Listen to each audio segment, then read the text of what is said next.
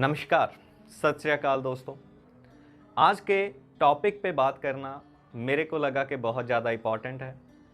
आपको पता ही होगा कि जो सेंटर की बीजेपी गवर्नमेंट है वो एग्रीकल्चर के रिलेटेड, खेती के रिलेटेड 3 ऑर्डिनेंस जो है वो पार्लियामेंट में लेकर आई है और प्रचार ये किया जा रहा है कि ये वाले जो ऑर्डिनेंस हैं, ये वाले जो बिल्स हैं वो किसान को फेवर करेंगे, फार्मर्स को फेवर करेंगे। लेकिन जो मेजॉरिटी ऑफ फार्मर्स हैं, किसान हैं, वो इन बिल्स का जमकर विरोध कर रहे हैं। सड़कों पे विरोध प्रदर्शन हो रहे हैं, चक्का जाम हो रहे हैं। विरोध करना कोई गलत बात नहीं है, ये डेमोक्रेसी का एक मेन एस्पेक्ट है, इम्पॉर्टेंट एस्पेक्ट है। लेकिन दुख की बात ये है कि मेजॉरिटी ऑफ लोगों को ये पता नहीं है कि ये बिल हैं क्या, इनका प्रदर्शन, इनका विरोध आखिर क्यों किया जा रहा है। और इसमें बहुत बड़ा हाथ मैं अपने बिकाऊ मीडिया का मानता हूँ। गोदी मीडिया आपको इन चीज़ों के बारे में, इन मुद्दों के बारे में बताता ही नहीं है। गोदी मीडिया को अगर सुशांत, कंगना, रिया, दीपिका पादुकोण उनसे बेहल मिले तो आपको वो इन मुद्दों के बारे में बताए। मैंने सोचा कि इन बिल्स के बारे में आपको ब्रीफ में बताऊं और ये बताऊं कि क्यों विरोध हो रहा है और क्यों विरोध होना भी चाहिए। तो आइए बात करते हैं इन्हीं ऑर्डिनेंसेज के बारे में। बिल्स पे जाने से पहले हम इस खेती की हिस्ट्री पे चलते हैं। आपको पता ही होगा कि इंडिया का जो मेजॉरिटी पॉपुलेशन है वो डिपेंडेंट है एग्रीकल्चर के ऊपर, खेती के ऊपर डिपेंडेंट है। अंग्रेजों के राज में जो फसलों की खरीद हुआ करती थी वो ज़्यादातर जो वो लोकल मनी लैंडर और ट्रेडर जो होते थे वही खरीदते थे किसानों से फसल, और उसमें किसानों की ज़्यादातर लूट होती थी क्योंकि बहुत कम कीमतों पे किसानों की फसल को खरीदा जाता था। देश को आज़ादी मिली और कुछ टाइम बाद ये मांग उठने लगी कि किसानों की जो फसल है उसका एक अच्छा जो प्राइस है वो किसानों को मिलना चाहिए। इसी के चलते 1970 में कांग्रेस गवर्नमेंट लेकर आई एपीएमसी एक्ट। एपीएमसी का मतलब agriculture produce and market committee.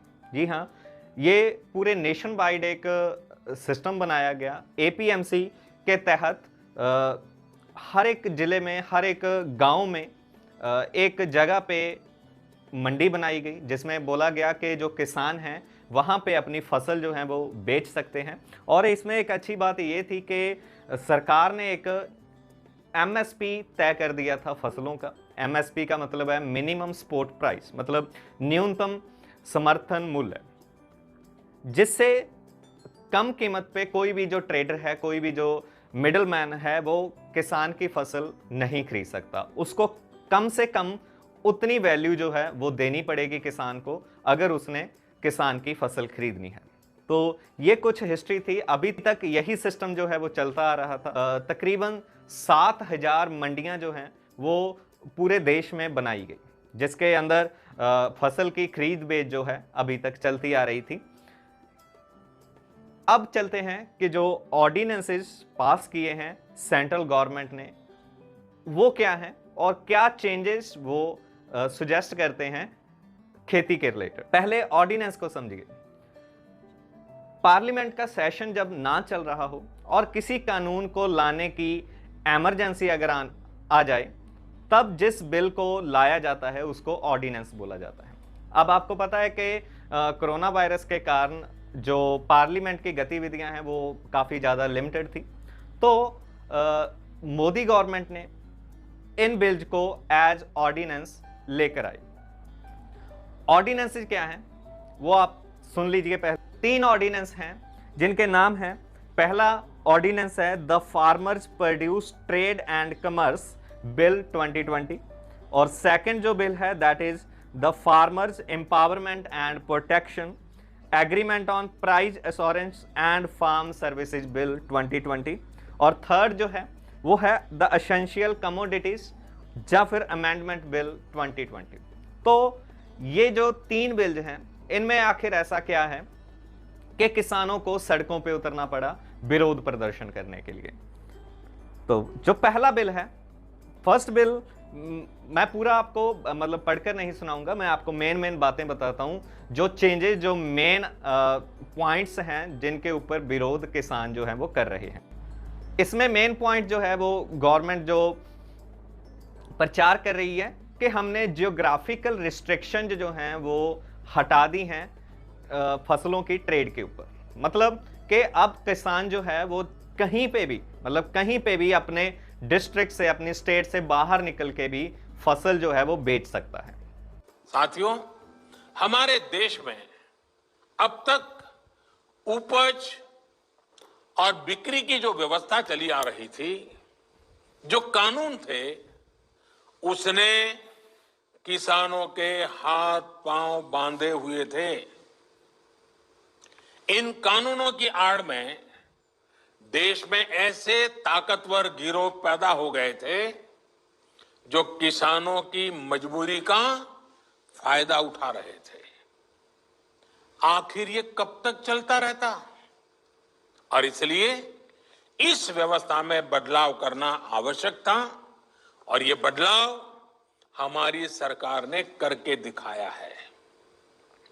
नए कृषि सुधारों ने देश के हर किसान को ये आजादी दी है कि वो किसी को भी कहीं पर भी अपनी फसल, अपने फल सब्जियां अपनी शर्तों पर बेच सकता है। अब उसे अपने क्षेत्र की मंडी के अलावा भी कई और विकल्प मिल गए हैं। मतलब जो बीच में से जो मिडल मैन जिनको हम बोलते हैं, या फिर नॉर्दर्न इंडिया में जैसे पंजाब, हरियाणा, राजस्थान, उत्तर प्रदेश में इनको आड़तिया बोला जाता है। अब जो आड़तिया है वो एक तरह से मिडल मैन का काम करता है। मिडल मैन का काम ऐसे करता है कि वो किसान से फसल खरीदता है एमएसपी पे, और आगे जो कारपोरेट्स हैं या फिर गवर्नमेंट है वो उन आड़तियों से फसल जो है वो खरीदती है। तो गवर्नमेंट का कहना यह है कि हमने बीच में से जो मिडल मैन हैं, जिनको वो बिचौलिया बोल रहे हैं, उनको हमने निकाल दिया है। अब जो फार्मर्स हैं वो सीधा ट्रेड कर पाएंगे कारपोरेट्स के साथ, वो सीधा अपनी फसलों का जो व्यापार है वो कर पाएंगे। अब देखिए, सुनने में ये जो बिल है वो काफ़ी अच्छा लग रहा है ऊपर से देखने में, कि हाँ, अगर किसान सीधा कंपनियों को अपनी फसल बेचेंगे तो जो कमीशन जो ये आड़तिया लोग उनसे कमाते थे वो अब खत्म हो जाएगा। लेकिन सुनने में ये जितना अच्छा लगता है वो प्रैक्टिकली उतना अच्छा नहीं हो पाएगा, ये किसान जथेबंदियां जो हैं उनका मानना है। क्यों? आखिर ऐसा क्यों है?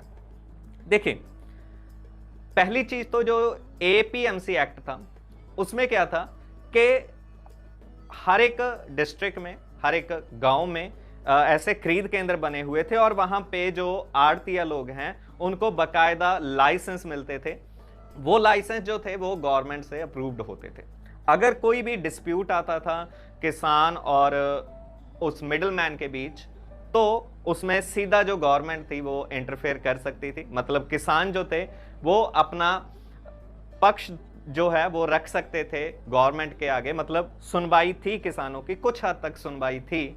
लेकिन अब इस बिल से जो खतरा महसूस कर रही हैं किसान जथेबंदियां, उनका कहना यह है कि इस एक्ट से बाहर से कारपोरेट आने के कारण एपीएमसी का जो पूरा सिस्टम था वो खत्म हो जाएगा।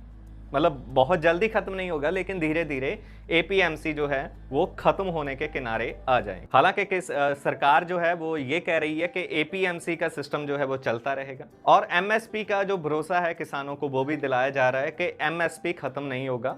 एपीएमसी के अंदर और बाहर आपको एमएसपी जो है वो मिलता रहेगा। लेकिन ऐसा इन बिल्स के अंदर कहीं भी मेंशन नहीं है। एमएसपी का कोई भी आर्टिकल आपको इन बिल्स के अंदर नहीं मिलेगा। किसान जथेबंदियों का जो इस वक्त नारा चल रहा है वो ये है कि किसान बचाओ, मंडी बचाओ। अब मंडी बचाओ का मतलब यहां पे क्या है? देखिए, बेशक सरकार कहती रहे कि एपीएमसी जो है वो खत्म नहीं कर रहे, एपीएमसी वैसे ही चलता रहेगा। किसान चाहे तो एपीएमसी में अपना जो फसल है वो बेच सकते हैं। लेकिन आप खुद सोचिए, अगर प्राइवेट कारपोरेट्स जो हैं, जो बड़ी बड़ी कंपनियां हैं, अगर किसान उनके पास जाके अपना फसल जो है वो बेचता है, तो पहले पहले मतलब मान लीजिए कि 2-3 साल वो कंपनियां जो हैं वो किसानों को बहुत अच्छे रेट्स देंगी उनके फसलों के। जैसे फॉर एग्जांपल अगर हम कनक की बात करें, गेहूं की बात करें, तो एमएसपी जो है गेहूं का वो इस वक्त चल रहा है 1925, 50 रुपए इंक्रीज भी किया गया था, तो 9075 जो है वो एमएसपी इस वक्त चल रहा है कनक का, 2000 मान लीजिए, ठीक है। तो पहले 1-2 साल में होगा क्या कि जो प्राइवेट सेक्टर के जो बड़े बड़े ट्रेडर्स हैं वो किसानों को उनकी फसल का बहुत अच्छा जो प्राइस है वो देंगे। मान लीजिए कि 2000 अगर सरकारी मंडियों में है तो 2200, 2300, 2500 के ऊपर वो उनकी फसलों को जो है खरीदेंगे। अब ऑब्वियस सी बात है, किसान वहीं जाएंगे, वहीं फसल बेचेंगे जहां पे उनको अच्छा खासा मुनाफा हो। तो अगर सभी किसान जो हैं वो बाहर एपीएमसी के बाहर अपनी फसलों को बेचना शुरू कर देंगे, तो धीरे धीरे जो एपीएमसी हैं वहां पे कोई भी जो खरीदार और बेचने वाले नहीं रहेंगे, तो ऑब्वियस है कि सरकार को एक कारण मिल जाएगा, रीजन मिल जाएगा एपीएमसी को हटाने के लिए। क्योंकि सरकार के पास जो लॉजिक होगा वो यही होगा कि वहां पे जब कोई खरीद बेच हो ही नहीं रही, तो क्यों हम एपीएमसी को जो मेंटेनेंस उसके ऊपर भी जो खर्च आता है वो हम क्यों करें। इसका एक और एस्पेक्ट ये है कि जो अभी एपीएमसी एक्ट चल रहा है, सिस्टम चल रहा है, इसके अंदर ये जो खरीदने वाले भी और बेचने वाले भी दोनों के ऊपर थोड़ा थोड़ा टैक्स होता है, 3%, 4% ऐसे करके, और उसी टैक्स के पैसे से इन मंडियों को मेंटेन किया जाता है। वहां पे जो मजदूर काम करते हैं, जो अकाउंटेंट काम करते हैं, उनकी जो सैलरीज हैं वो भी इसी से निकलती हैं। लेकिन इस एक्ट में ये बोला गया है कि एपीएमसी के बाहर कोई भी टैक्स नहीं होगा। अब आप खुद सोचिए कि अगर बाहर टैक्स नहीं होगा तो जो खरीदार हैं वो ऑब्वियस है वो एपीएमसी से बाहर निकल के किसानों की फसलों को जो है वो खरीदना चाहेंगे, और धीरे धीरे ऐसे ही करते हुए जो एपीएमसी हैं वो खत्म होने के किनारे पहुंच जाएंगी। तो सीधी सीधी बात अगर हम बोलें तो सरकार जो है वो खुद अपना पल्ला झाड़ना चाहती है इस पूरे एग्रीकल्चर सेक्टर में से, क्योंकि काफी ज्यादा क्रिटिसिज्म जो है वो सरकार का हो रहा था एग्रीकल्चर के सेक्टर में, क्योंकि वहां पे कोई बहुत ज्यादा इन्वेस्टमेंट जो है वो नहीं दी गई। एक सर्वे के मुताबिक अगर मैं बताऊं आपको, 2016-17 में सिर्फ जीडीपी का सिर्फ 0.4% इन्वेस्टमेंट जो है वो किया गया है एग्रीकल्चर सेक्टर में, जबकि देश की जो आधी से ज्यादा पॉपुलेशन है वो एग्रीकल्चर पे डिपेंडेंट है। तो आप खुद सोचिए कि इतने बड़े सेक्टर पे अगर आप इतनी छोटी से इन्वेस्टमेंट करोगे तो निश्चित है कि वहां पे डाउनफॉल जो है आएगा ही आएगा। तो आप बस ये समझ लीजिए कि जो सरकार है वो इस चीज में से निकलना चाहती है, एग्रीकल्चर में से, और प्राइवेट सेक्टर को वो मुनाफा पहुंचाना चाहती है। ठीक है, एक और चीज यहां पे ये है कि अगर कोई डिस्प्यूट आता है एपीएमसी के अंदर, अभी तक जो चल रहा था कि अगर कोई डिस्प्यूट आता है एपीएमसी के अंदर तो वहां पे किसान की सुनवाई जो थी वो होती थी, कुछ हद तक होती थी। अगर प्राइवेट सेक्टर में हम बात करें इस बिल के अकॉर्डिंग, तो वहां पे सरकार का जो है वो ये कहना है कि वहां पे सरकार को सीधा क्वेश्चन नहीं किया जा सकता, वहां पे सरकार जो है वो कोई भी दखल अंदाजी नहीं करेगी। जो डिस्प्यूट है वो किसान और जो ट्रेडर हैं वही आपस में लड़ेंगे। इसका आप खुद सोचिए कि वो कहां बड़े बड़े ट्रेडर्स, वहां बड़े बड़े व्यापारी, बड़े बड़े कारपोरेट्स, और कहां पे हमारे बेचारे छोटे किसान। अगर कोई डिस्प्यूट आता है तो वहां पे किसान की कोई भी सुनवाई जो है वो नहीं होगी, ये निश्चित है। ठीक है, एक एग्जांपल देके मैं आपको यहां पे बताता हूं। बीएसएनएल के बारे में सभी ने सुन रखा होगा। बीएसएनएल एक बहुत बड़ा नेटवर्क हुआ करता था कुछ साल पहले। उसके जो प्लान हुआ करते थे वो काफी अच्छे थे, काफी मतलब सस्ते थे, अफोर्डेबल थे सभी लोगों के लिए। रिसेंट ईयर्स में क्या हुआ कि जो प्राइवेट कंपनियां थी उनको मतलब हल्लाशेरी दे करके उनको आगे लाया गया। एयरटेल हो गया, वोडाफोन हो गया, आइडिया वगैरह, ठीक है। और उसके बाद 2016 में आता है जियो। जियो जब शुरू हुआ था तो बिल्कुल फ्री में सिम दिए गए, बिल्कुल फ्री में इंटरनेट डाटा जो था वो दिया गया 1 साल के लिए। उसके बाद वो थोड़ा थोड़ा चार्ज करना शुरू किया उन्होंने, जैसे 299 फॉर 3 मंथ्स, 399 फॉर 4 मंथ्स, ऐसे। लेकिन अगर हम लास्ट ईयर की बात करें, 2019 में जियो ने अपने प्लान्स को आसमान पे चढ़ा दिया। जी हाँ, जो 3 मंथ्स वाला प्लान 399 में मिलता था, अब वही वाला सेम प्लान जो है वो 599 में मिलेगा। और ये चीज़ यहाँ पे रुकने वाली नहीं है, ये और भी ज़्यादा बढ़ती जाएंगी। तो सेम एग्जांपल आप लेकर यहाँ पे भी चलिए, ठीक है, कि जैसे मैंने आपको बताया था कि प्राइवेट कॉरपोरेट्स पहले पहले बहुत अच्छे प्राइस देकर किसानों को अपनी तरफ लाएंगे, ठीक है।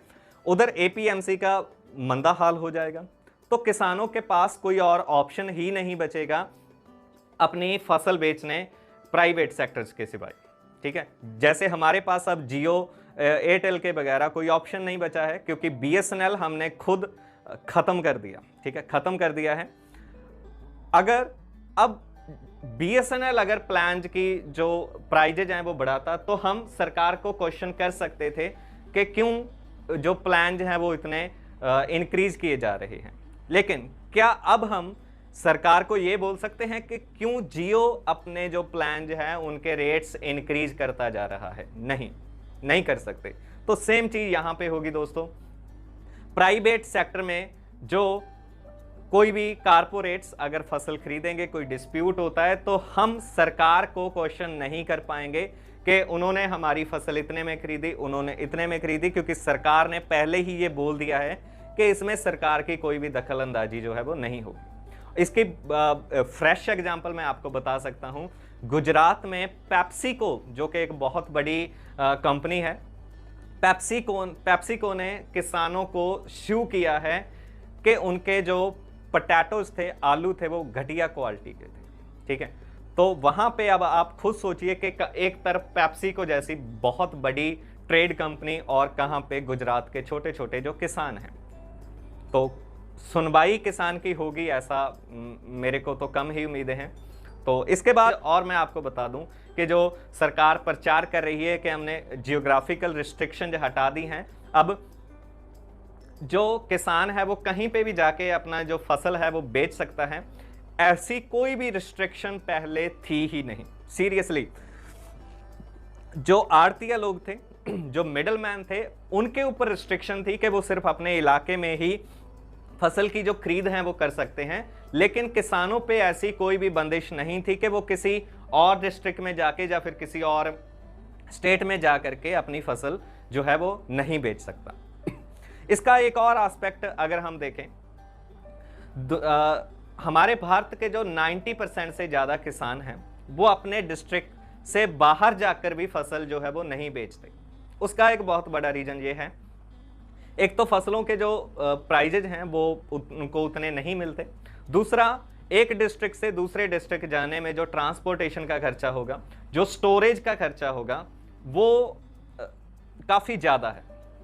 मान लीजिए कि दूसरे डिस्ट्रिक्ट में जाके भी उसकी फसल नहीं बिकती, तो वो वहाँ पे अपनी फसल को स्टोर कहाँ पे करेगा? अगर वो लोकल हो तो अपने घर पे ले जाएगा, ठीक है। तो ये मुश्किल जो है वो ऑब्वियस है, वो किसानों को आएंगी। और मोदी जी बात कर रहे हैं कि किसान जो है वो अपनी स्टेट से बाहर जाकर भी अपनी फसल जो है वो बेच सकता है। तो क्या आपको लगता है कि एक किसान जो है वो अपनी फसल एक स्टेट से दूसरी स्टेट में जाकर बेचेगा? इतने लंबा रास्ता तय करके, इतना पेट्रोल डीजल अपना खर्च करके, और उसके बाद भी अगर उसकी फसल जो नहीं बिकती है तो वहां पे स्टोरेज का, वो उस फसल की स्टोरेज का क्या करेगा? ये क्वेश्चन जो है वो डेफिनेटली माइंड में आता है। मैं एक और चीज मैं आपको बताना चाहता हूं। 29 फ़रवरी 2016 में पूर्व फाइनेंस मिनिस्टर अरुण जेटली जी ने बजट पेश करते हुए कहा था कि हम इलेक्ट्रॉनिक मंडियां जो है वो लॉन्च करने वाले हैं। पूरे प्लेटफॉर्म को नाम दिया गया ई नाम। जी हाँ, ई नाम। ई नाम का मतलब था कि किसान जो है वो ऑनलाइन अपनी फसलें जो है वो बेच पाएंगे कहीं से भी, ठीक है। अपने स्टेट में बैठे हुए वो दूसरी स्टेट के ट्रेडर्स को अपनी जो फसलें हैं वो बेच पाएंगे। इस पर हमारे प्रधानमंत्री नरेंद्र मोदी क्या कहते हैं, पहले वो सुन लीजिए। अगर मान लीजिए बंगाल से चावल खरीदना है और केरल को चावल की जरूरत है, तो बंगाल का किसान ऑनलाइन जाएगा और देखेगा कि केरल की कौन सी मंडी है जहां पर चावल इस क्वालिटी का चाहिए, इतना दाम मिलने की संभावना है। तो वो ऑनलाइन ही कहेगा कि भाई मेरे पास इतना माल है और मेरे पास ये सर्टिफिकेट, मेरा ये माल ऐसा है, बताइए आपको चाहिए। और अगर केरल के व्यापारी को लगेगा भाई ये 6 लोग में ये ठीक है, तो उससे तुरंत सौदा करेगा और अपना माल मंगवा देगा। द हिंदू की रिपोर्ट के मुताबिक 2016 से लेकर के 2019 तक 7000 मंडियों में से सिर्फ 485 मंडियां जो हैं वही ई नाम से जुड़ पाई हैं और 1.61 मिलियन किसान जो हैं वो इन ई नाम प्लेटफॉर्म से जुड़ पाए हैं, जबकि जनगणना के अकॉर्डिंग किसानों की पूरे देश में गिनती जो है वो 11 करोड़ से भी ज्यादा है। अब मुद्दा यह है कि अगर एक जगह से दूसरी जगह फसल बेचना ही मेन पॉइंट है बिल का, तो क्यों लास्ट 4 इयर्स में सिर्फ 1 करोड़ किसान जो हैं वही ऑनलाइन अपने आप को रजिस्टर कर पाए हैं और क्यों 7000 मंडियों में से सिर्फ 485 मंडियां ही रजिस्टर हो पाई हैं। अब आप खुद सोचिए कि जैसे मोदी साहब कह रहे थे कि बंगाल से केरल में कोई किसान अगर फसल बेचता है अपना सर्टिफिकेट दिखा के, पहले तो सर्टिफिकेट वगैरह कैसे बनेंगे इसके बारे में कुछ भी बताया नहीं गया, ऑनलाइन बेचता है, ठीक है। ऑनलाइन बेचने में यह था कि किसान अपनी फसल का जो प्राइस है वो बता देगा और जो ट्रेडर है वो खुद फसल जो है वो उठाएगा किसान के लोकल एरिया में से।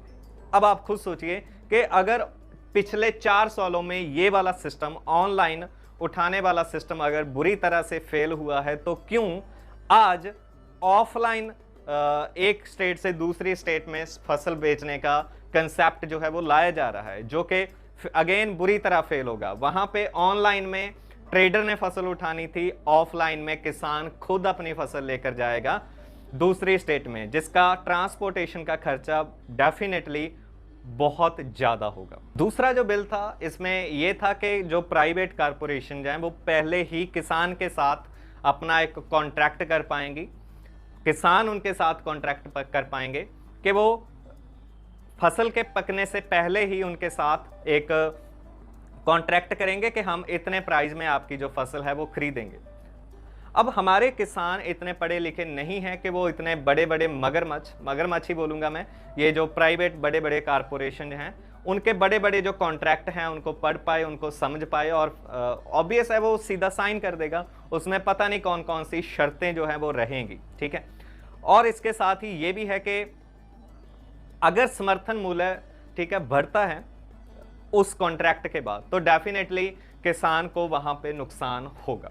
इसके बाद जो third bill essential commodities amendment bill, सरकार ने पल्सेस मतलब दालें, एडिबल ऑयल्स, एडिबल जो चीजें थी उनको एसेंशियल कमोडिटीज में से बाहर निकाल दिया है।